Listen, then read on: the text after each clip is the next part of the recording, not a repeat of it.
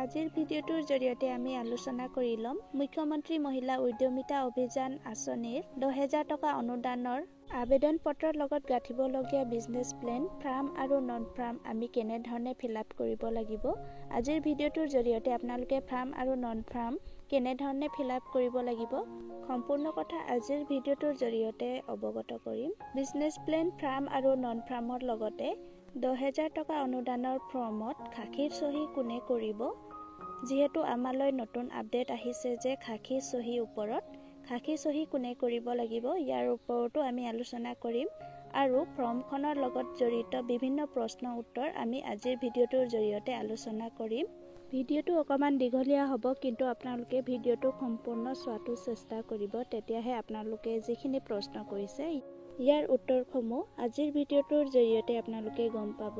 মোৰ চেনেলত নতুনকৈ আহিছে যদি মোৰ চেনেলটো সাবস্ক্ৰাইব কৰি থব, বেল আইকনত অল প্ৰেছ কৰি থব কিয়নো মই ভিডিঅ' এৰাৰ লগে লগে অতি সোনকালে মোৰ ভিডিঅ'খিনি আপোনালোকে পায়। বলকচোন আজিৰ ভিডিঅ'টো আমি প্ৰথমে ষ্টাৰ্ট কৰি ল'ম। আপোনালোকে সম্পূৰ্ণ ফৰ্মখন এনে ধৰণে ফিল আপ কৰাৰ পাছত আপোনালোকে চাব পাৰিব নন ফাৰ্মৰ বিজনেছ প্লেন কেনে ধৰণে প্ৰস্তুত কৰিছে। ইয়াত আপোনালোকে চাব পাৰিব 22 নম্বৰ পেজত পুঁজিৰ দ্বাৰা গ্ৰহণ কৰিব লগা অৰ্থনৈতিক কাৰ্যকলাপ। আপোনালোকে এই অৰ্থনৈতিক কাৰ্যকলাপত যেনেকা এইগৰাকী সদস্যাই ফিছ ট্ৰেডিং বুলি কিনে ইয়াত দি থৈছে। ফিছ ট্ৰেডিং হৈছে মাছ ব্যৱসায়। এতিয়া এই সদস্যগৰাকীয়ে মাছ ব্যৱসায় ওপৰত যদি বিজনেছ প্লেন প্ৰস্তুত কৰিবলৈ হয় তেতিয়াহ'লে বিজনেছ প্লেন সদস্যগৰাকীয়ে এনেধৰণে প্ৰস্তুত কৰিব লাগিব। আপোনালোকে ইয়াত চাই লওক বিজনেছ প্লেন মাছ ব্যৱসায় নন ফাৰ্মত পৰে কাৰণে মাছ ব্যৱসায় নন ফাৰ্মৰ বিজনেছ প্লেন এনেধৰণে প্ৰস্তুত কৰা হৈছে। ইয়াত আপোনালোকে চাব পাৰিব MMUA নন ফাৰ্ম বিজনেছ প্লেনত বিজনেছ টাইপ ইয়াত লিখা আছে ট্ৰেডিং, মেনুফেকচাৰিং আৰু সাৰ্ভিস। নন ফাৰ্মত ট্ৰেডিং, মেনুফেকচাৰিং আৰু সাৰ্ভিস আপোনালোকে ভালদৰে বুজি নাপালে বিজনেছ প্লেন প্ৰস্তুত কৰিবলৈ আপোনালোকৰ অসুবিধা হ'ব।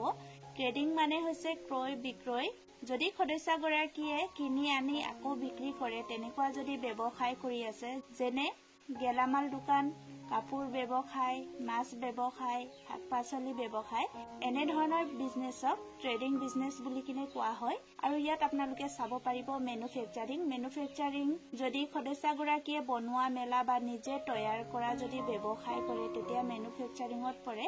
আৰু ইয়াত লিখা আছে চাব পাৰিব সাৰ্ভিস। যদি সদস্যাই বনোৱা মেলা বা নিজে তৈয়াৰ কৰা ব্যৱসায় যদি কৰে তেতিয়াহ'লে মেনুফেকচাৰিঙত পৰে যেনে হেণ্ডলুম, টেইলৰিং বা বাঁহ বেতৰ বিভিন্ন সামগ্ৰী তৈয়াৰ কৰা ইত্যাদি মেনুফেকচাৰিঙত পৰে। যদি সদস্যাই নিজে হাতে প্ৰস্তুত কৰি ব্যৱসায় কৰি আছে তেতিয়াহ'লে মেনুফেকচাৰিঙত পৰিব। আৰু আপোনালোকে ইয়াত চাব পাৰিব সাৰ্ভিসত ইয়াত আপোনালোকে বুজি ল'ব লাগিব সাৰ্ভিস হৈছে সেৱা বা নিজে সহায় কৰা। যদি সদস্যাই নিজে সহায় কৰা ধৰণৰ বিজনেছ কৰি আছে যেনে কম্পিউটাৰ দোকান, বিউটি পাৰ্লাৰ, টেণ্ট ইত্যাদি তেনেধৰণৰ বিজনেছ যদি কৰি আছে সদস্যাই তেতিয়া আপোনালোকে সেৱা ব্যৱসায় বুলি কিনে আপোনালোকে বুজি পাব লাগিব। আৰু ইয়াত চাব পাৰিব কেটেগৰী। আপোনালোকে কেটেগৰীত এনেধৰণে লিখিব লাগিব। ধৰি লওক এইগৰাকী সদস্যাই ইয়াত লিখিছে ফিছ ট্ৰেডিং আৰু আপোনালোকে ইয়াত চাব পাৰিব ৰিফেজাৰ টু এনেক্সাৰ ফৰ্ম। আপোনালোকে এই ফৰ্মখনৰ 22 নম্বৰ পেজতো আপোনালোকে দেখিবলৈ পাইছিলে। ইয়াতো লিখা আছে ফিছ ট্ৰেডিং বুলি কিনে। এই ফিছ ট্ৰেডিঙে আকৌ আপোনালোকে ইয়াতো লিখিব লাগিব। সাব কেটেগৰীত আপোনালোকে ফিছ ট্ৰেডিং আপোনালোকে ইয়াত লিখিব লাগিব নন ফাৰ্মৰ বিজনেছ প্লেনত। বহুতো ভিডিঅ'ত কৈছে যে সাব কেটেগৰী লিখিব নালাগে কিন্তু আপোনালোকে খালীকে ৰাখিলেও হ'ব বা আপোনালোকে ফিছ ট্ৰেডিং বুলি এনেধৰণে লিখিবও পাৰিব। এই 10,000 টকীয়া অনুদানৰ ফৰ্মখনত আমি কোনটো কেটেগৰী বহুৱাইছো সেই কেটেগৰীৰ নামটো আমি ইয়াত লিখিব লাগিব। আৰু আপোনালোকে এনেধৰণে গোটেইখিনি ফিল আপ কৰিব। ধৰি লওক ইয়াত লিখা আছে name of the SHG member. SHG মেম্বাৰত আপোনালোকে সদস্যগৰাকীৰ নাম আপোনালোকে ফুল নেম লিখিব আৰু কন্টেক্ট ডিটেইলছত আপোনালোকে সদস্যগৰাকীৰ কন্টেক্ট নাম্বাৰ লিখিব। আৰু SHG নেম এজ কোডত আপোনালোকে গোটৰ সম্পূৰ্ণ নাম লিখিব আৰু ইয়াৰ পিছতো আপোনালোকে গোটৰ লকচৰ কোডটো আপোনালোকে এনেধৰণে বহুৱাব। আৰু আপোনালোকে ইয়াত ভিঅ আৰু CLFৰ ক্ষেত্ৰত ইয়াত চাব পাৰিব ভিঅ নেম সম্পূৰ্ণ নেম লিখা আছে। আপোনালোকে এনেধৰণে সম্পূৰ্ণ নেমটো লিখিব লাগিব। আপোনালোকে ইয়াত চাব পাৰিব ডিস্ট্ৰিক্ট/DMMU অৰ্থাৎ ডিস্ট্ৰিক্ট মিছন মেনেজমেন্ট ইউনিট ইয়াত আপোনালোকে ডিস্ট্ৰিক্ট মিছন মেনেজমেন্ট ইউনিট বা ডিস্ট্ৰিক্টৰ নামত আপোনালোকে একেটাই নাম লিখিব লাগিব কিয়নো ডিস্ট্ৰিক্ট আৰু DMMU একে সেইকাৰণে আপোনালোকে ডিস্ট্ৰিক্টৰ নাম ইয়াত লিখিব আৰু আপোনালোকে ইয়াত চাব পাৰিব block/BMMU অৰ্থাৎ ব্লক মিছন মেনেজমেন্ট ইউনিট যদি আপোনালোকে ব্লক মিছন মেনেজমেন্ট ইউনিটৰ নাম লিখে বা ব্লকৰ নাম লিখে একেটাই হয় তেতিয়া আপোনালোকে এনে ধৰণে সম্পূৰ্ণ ব্লকৰ নামটো লিখিব আৰু ইয়াৰ পিছত কাৰেন্ট এনুৱেল ইনকামত আপোনালোকে এনে ধৰণে ইনকাম বহাব বছৰেকীয়া আয় এই গুটেইখিনি বহোৱা পাছত আপোনালোকে ইয়াত চাব পাৰিব এন্টাৰপ্ৰাইজ ষ্টেটাস এক্সিস্টিং এস্টাব্লিশড বিফৰ 12 মান্থস অৰ নিউ ইয়াত আপোনালোকে যদি সদস্যগৰাকী এন্টাৰপ্ৰাইজৰ লগত জড়িত হৈ আছে তেতিয়া 12 মাহৰ পূৰ্বৰ পৰা জড়িত হৈ আছে যদি আপোনালোকে 12 মাহৰ পূৰ্বৰ পৰা জড়িত হৈছে বুলি কিনে বিফৰ 12 মান্থস বুলি এনে ধৰণে লিখিব সদস্যগৰাকীয়ে লিখিছেও আৰু ইয়াত আপোনালোকে চাব পাৰিব please mention business activity if existing ইয়াত আপোনালোকে সদস্যগৰাকী 12 মাহৰ পূৰ্বৰ পৰাই কি ব্যৱসায়ৰ লগত জড়িত হৈ আছে আপোনালোকে লিখিব ইয়াত সদস্যগৰাকী 12 মাহৰ পূৰ্বৰ পৰাই ফিশ ট্ৰেডিংৰ লগত জড়িত হৈ আছে বা মাছ ব্যৱসায়ৰ লগত জড়িত হৈ আছে সেইকাৰণে ইয়াত মাছ ব্যৱসায় বা ফিশ ট্ৰেডিং বুলি কিনে ইয়াত লিখিছে আপোনালোকে এনে ধৰণে লিখিব পাৰিব আপোনালোকে একেটা বিজনেস কৰিবলৈ বিচৰা নাই আপোনালোকে নতুনকৈ ব্যৱসায় কৰিবলৈ বিচাৰিছে নিউ বুলি যদি আপোনালোকে ইয়াত লিখে তেতিয়া হলে আপোনালোকে কি জীৱিকাৰ লগত জড়িত হৈ আছে সদস্যগৰাকী পূৰ্বৰ পৰাই সেই জীৱিকাটো আপোনালোকে ইয়াত লিখিব পাৰিব আৰু আপোনালোকে ইয়াত চাব পাৰিব type of business activity plan for please mention the business activity ইয়াত গোটৰ সদস্যগৰাকীয়ে 2000 টকা অনুদানৰ পৰা কি ব্যৱসায় আৰম্ভ কৰিব বিচাৰিছে সেই ব্যৱসায়ৰ নামটো লিখিব ইয়াত সদস্যই ফিশ ট্ৰেডিং বুলি কিনে লিখিছে আপোনালোকে এনে ধৰণে লিখিব কিয়নো সদস্যই আগৰ পৰাই ফিশ ট্ৰেডিংৰ লগত জড়িত হৈ আছে আৰু এতিয়াও ফিশ ট্ৰেডিং কৰিবলৈ বিচাৰিছে মাছ ব্যৱসায় কৰিব বিচাৰিছে এই পইচাটো সেইকাৰণে মাছ ব্যৱসায়ৰ ওপৰতে বিজনেস প্লেন প্ৰস্তুত কৰা হৈছে আৰু আপোনালোকে ইয়াত চাই লওক marketing and sales plan in 1 or 2 words আপোনালোকে ইয়াত বজাৰ আৰু বিক্ৰীৰ পৰিকল্পনাত চাব পাৰিব এক নম্বৰত ইয়াত লিখা আছে how to inform the business activity to customer আপোনালোকে কাস্টমাৰক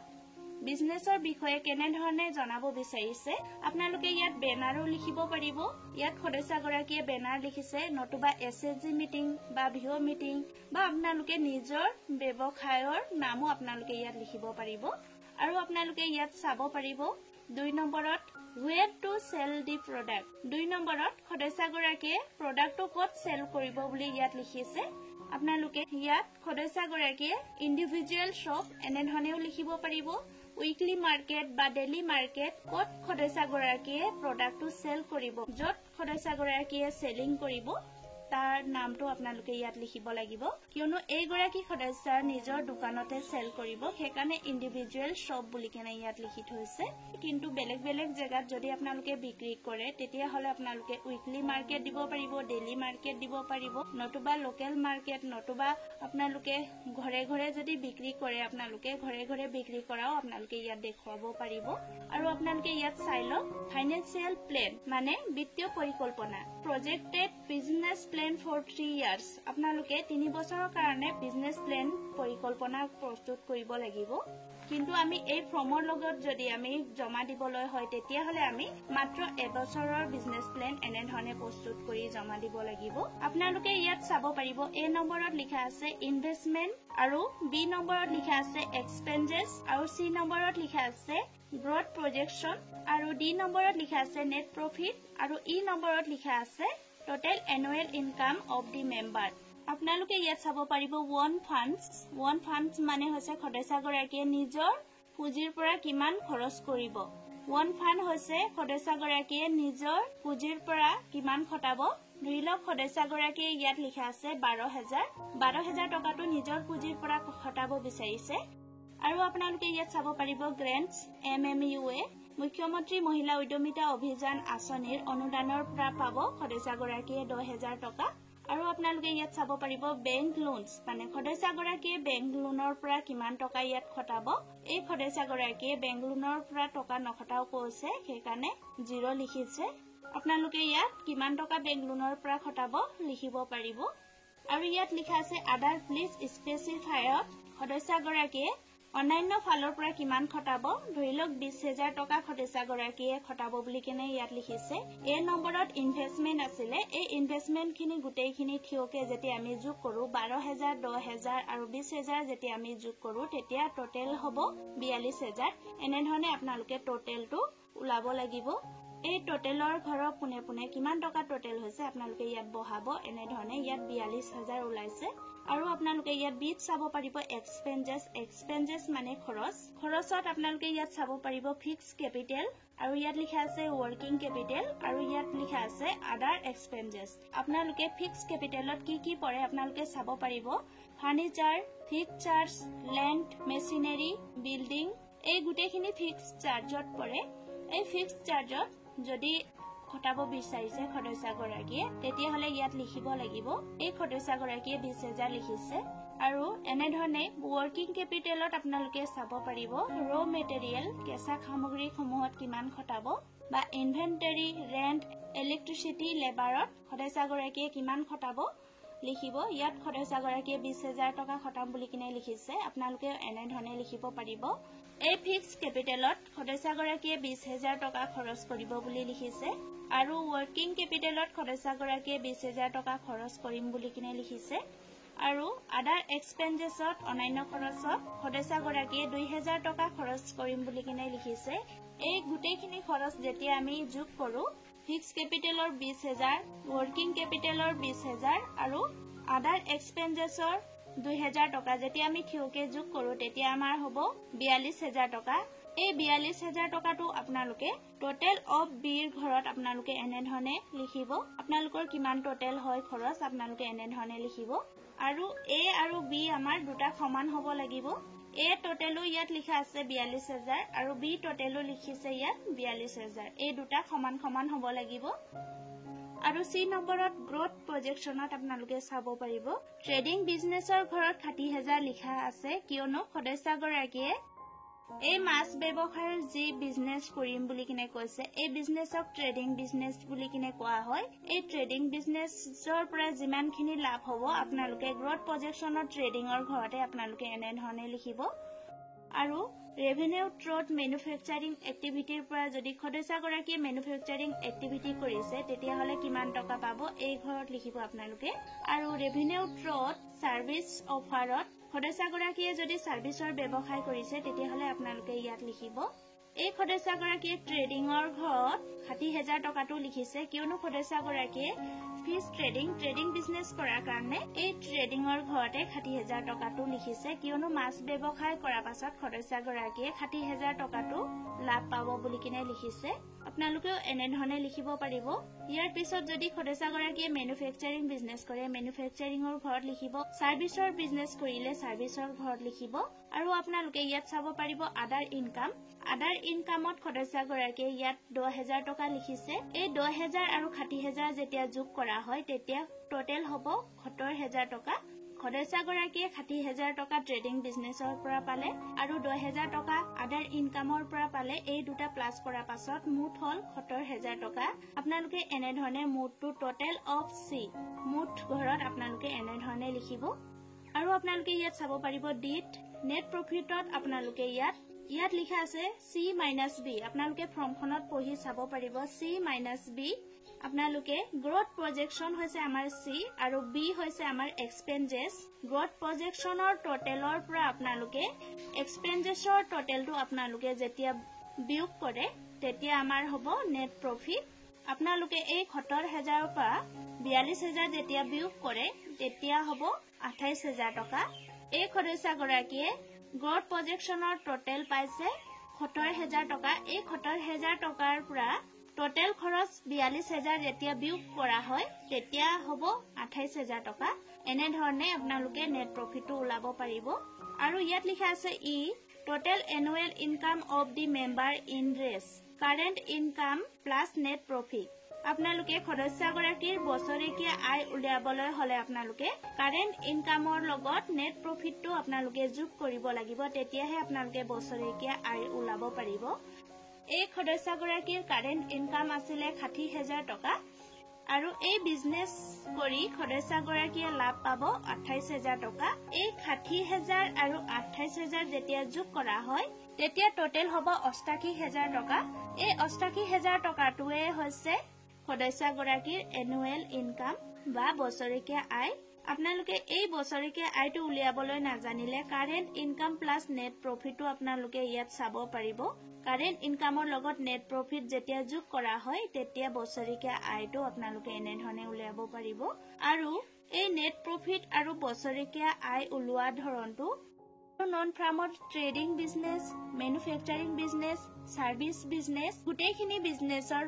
আপোনালোকে ফৰ্মেট একেটাই পাব। এই ফৰ্মেটতে আপোনালোকে ফিল আপ কৰিব পাৰিব। মাত্ৰ আপোনালোকে এ আৰু বিৰ টোটেলটো আপোনালোকে এনেধৰণে সমান সমান উলিয়াব লাগিব আৰু আপোনালোকে নেট প্ৰফিটটো আপোনালোকে এনেধৰণে উলিয়াব। চি মাইনাছ বি কৰি আপোনালোকে নেট প্ৰফিটটো উলিয়াব।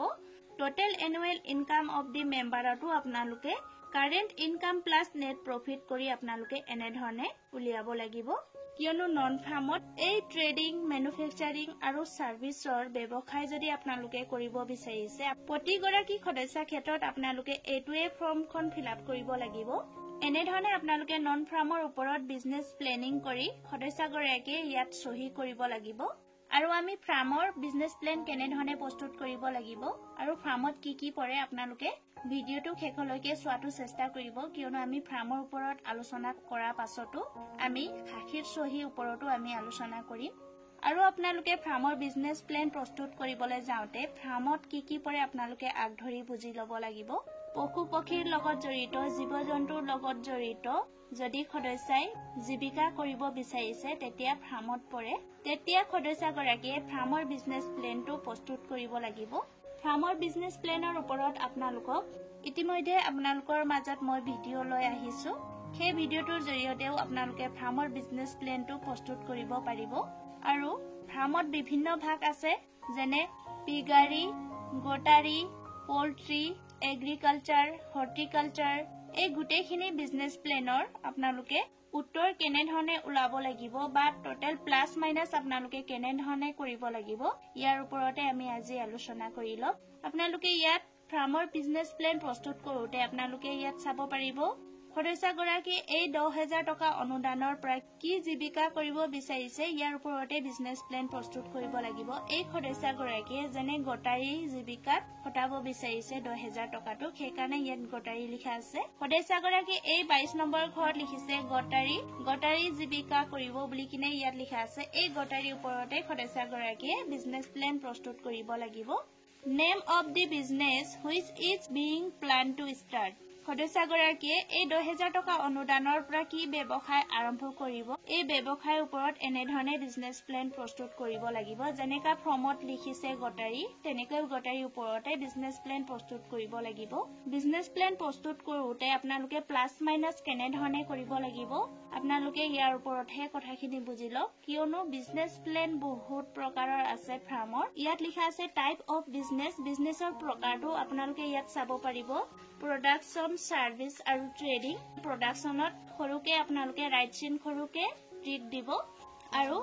ইয়াত লিখা আছে ইনভেষ্টমেন্ট প্লান। ইনভেষ্টমেন্ট প্লানত সদস্যগৰাকীয়ে number of goat to be reared in a batch, মানে সদস্যগৰাকীয়ে এটা বেটছত কিমানজনী ছাগলী পুহিব বিচাৰিছে। ধৰি লওক এই সদস্যগৰাকীয়ে 10জনী ছাগলী পুহিব বিচাৰিছে বা এটা গ্ৰুপত 2টা ছাগলী পুহিব বিচাৰিছে, সেইকাৰণে ইয়াত সদস্যগৰাকীয়ে 10 লিখিছে। আপোনালোকে এনেধৰণে লিখিব পাৰিব।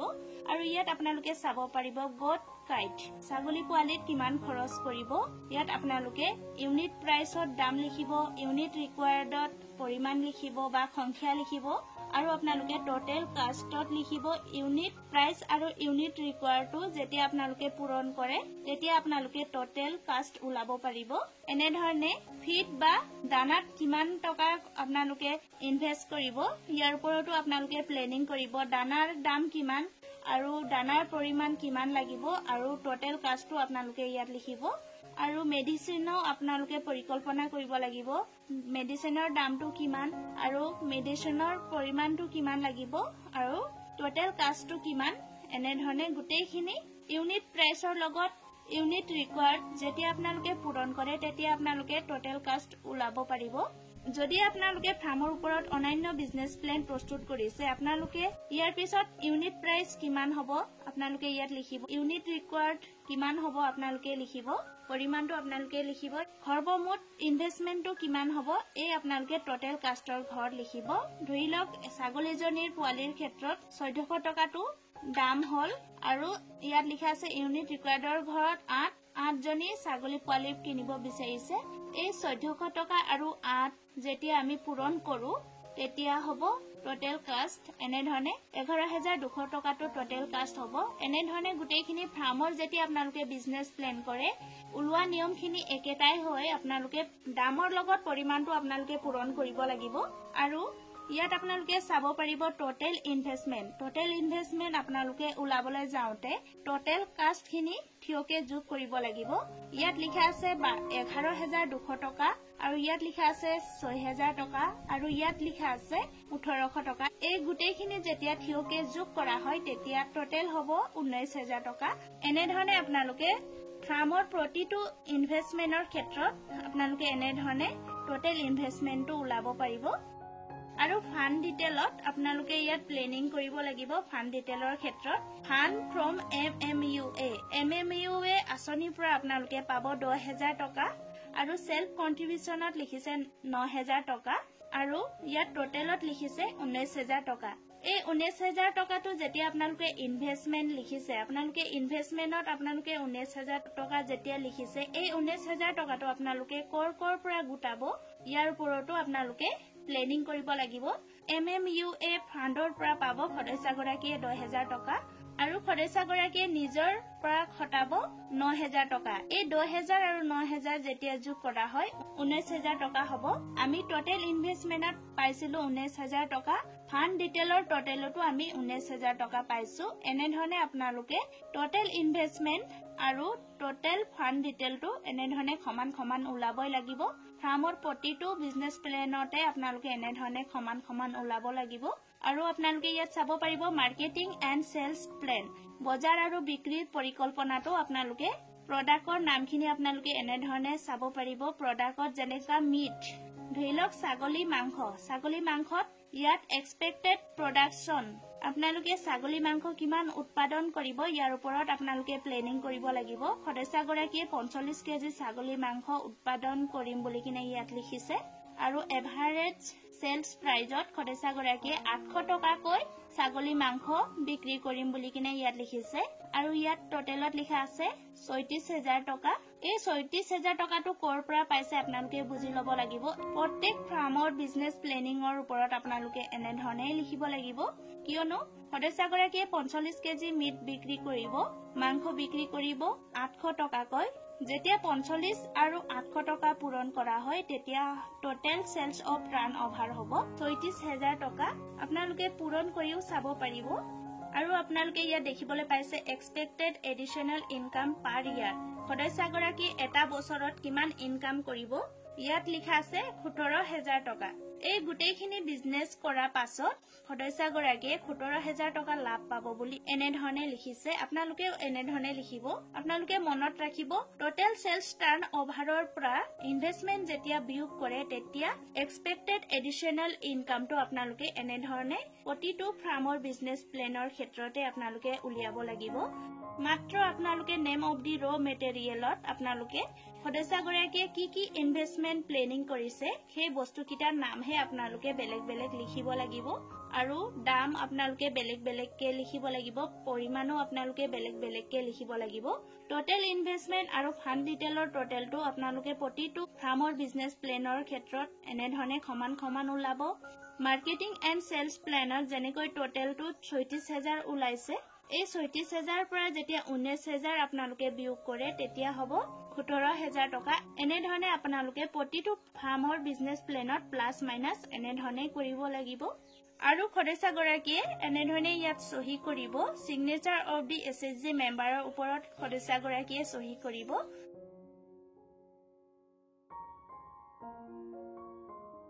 মুখ্যমন্ত্ৰী উদ্যমিতা অভিযান আঁচনি 10,000 টকা অনুদানৰ ফৰ্মখনত খাখীৰ চহী কোনে কৰিব লাগিব ইয়াৰ ওপৰতে আমি আলোচনা কৰি ল'ম।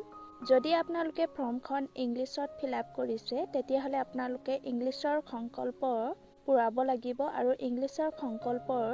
2 নম্বৰতে আপোনালোকে চাব পাৰিব তাত উইটনেছ লিখা আছে। এই উইটনেছৰ জেগাতে খাখীয়ে চহী কৰিব লাগিব। কিন্তু খাখী কোন হ'ব ইয়াৰ ওপৰতে আমি আলোচনা কৰি ল'ম। গোটৰ সদস্যাৰ ক্ষেত্ৰত ঘৰৰ মানুহ কেতিয়াও খাখী হ'ব নোৱাৰে। গোটৰ সদস্যাৰ খাখী মাত্ৰ গোটৰ সভানেত্ৰী আৰু সম্পাদিকাহে হ'ব পাৰে। সেইকাৰণে গোটৰ সভানেত্ৰী বা সম্পাদিকা যিকোনো এজনীয়ে খাখী হৈ চহী কৰিব লাগিব সদস্যসকলৰ ফৰ্মত। আৰু গোটৰ সভানেত্ৰী আৰু সম্পাদিকাৰ ফৰ্মখনত জীৱিকা সখী, পশু সখী, কৃষি সখী বাইদেউসকলেহে চহী কৰিব। আৰু জীৱিকা সখী আৰু পশু সখী, কৃষি সখী বাইদেউসকলৰ ফৰ্মখনত ব্লক কৰ্ডিনেটৰ ছাৰ বাইদেউসকলেহে খাখী হৈ চহী কৰিব। হয়তো আপোনালোকে বুজি পাইছে। যদি আপোনালোকে অসমীয়াৰ সংকল্প ফিলআপ কৰিছে বা অসমীয়াত ফৰ্মখন ফিলআপ কৰিছে তেতিয়াহ'লে আপোনালোকে অসমীয়াৰ সংকল্পতে খাখীৰ চহীটো ল'ব পাৰিব। আৰু সংকল্প 1 আৰু 2 নম্বৰত লিখা আছে মোৰ MIS কোড বুলি। আপোনালোকে এই MIS কোডৰ জেগাত আপোনালোকে ফৰ্মৰ ফ্ৰণ্ট কপিত যেনেকা গোটৰ নাম লিখিছে তাৰপিছত MIS কোডৰ জেগাত লকছৰ কোড লিখিব। তেনেকৈ আপোনালোকে সংকল্প 1 আৰু 2তে সদস্যসকলৰ MIS কোডৰ জেগাত গোটৰ লকছৰ কোডটো আপোনালোকে লিখিলেই হ'ব। আজিৰ দিনটোৰ বাবে ভিডিঅ'টো মই আপোনালোকলৈ ইমানেই লৈ আহিলোঁ। ভিডিঅ'টো কেনেকুৱা লাগিছে আপোনালোকে কমেণ্টত জনাব পাৰিব আৰু ভিডিঅ'টো ভাল লাগিলে আনলৈও শ্বেয়াৰ কৰিব। পুনৰ নতুন